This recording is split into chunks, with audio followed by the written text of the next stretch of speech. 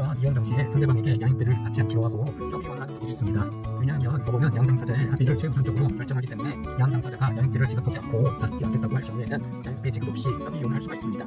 하지만 그 당시 그렇게 이혼을 했다라고 하더라도 양육자는 이후 언제든지 양육비를 청구할 수 있습니다. 물론 협의이혼 당시에 양육비 일시불 명목으로 받은 것이 있다라고 하면 그 받은 금액에 따라서 장래 양육비 소송을 할 수도 있고 그렇지 않을 수도 있습니다. 대부분 상당 시간이 지난 경우에는 아무리 양육비로 일시불로 받았다 하더라도 장래 양육비를 청구해서 인정될 가능성이 높습니다. 만일 이혼 당시에 양육비 일시불 명목으로 받은 것이 없거나 또는 설령 그런 것을 받았다 하더라도 합의서에 그런 사실을 명시하지 않았다라고 하면 언제든지 장래 양육비를 청구할 수가 있습니다. 장래 양육비 소송을 당한 피고분들의 이야기를 들어보면 이혼 당시 상대방이 잘못을 해서 이혼을 했고 상대방이 양육비도 필요 없다라고 이혼만 해달라는 식으로 해서 자기도 할 수 없이 이혼을 했다라는 하소연들을 많이 하는 것 같습니다. 그런 하소연은 장래 양육비 소송에서는 통하지 않는 경우가 대부분입니다. 왜냐하면 그때 어떤 식으로 이혼을 했는지는 입증하기도 어려울 뿐만 아니라 설령 입증이 된다 하더라도 그런 문제는 위자료로 처리를 했어야 하는 경우가 대부분이고 양육비와는 아무런 상관이 없는 경우가 대부분입니다. 이런 상황이다 보니 협의이혼을 하고 그 다음 달에 바로 양육비 소송을 하는 분들도 가끔씩 봤습니다. 장래 양육비는 양육비 명목으로 양육자가 받은 것이 없다라고 하면 장래 양육비를 청구해서 받을 수 있습니다. 어떤 분들은 이혼 당시에 상대방과 양육비를 받지 않기로 하는 약속 때문에 미안해서 청구를 하지 않는 분들이 있는데 절대 그럴 필요가 없습니다. 그리고 장래 양육비 청구 소송을 당한 피고의 경우에는 이혼 당시의 일들만 주구장창 하소연식으로 주장을 해서는 절대 안됩니다. 물론 그런 상황에 대해서 간략하게 기재를 하고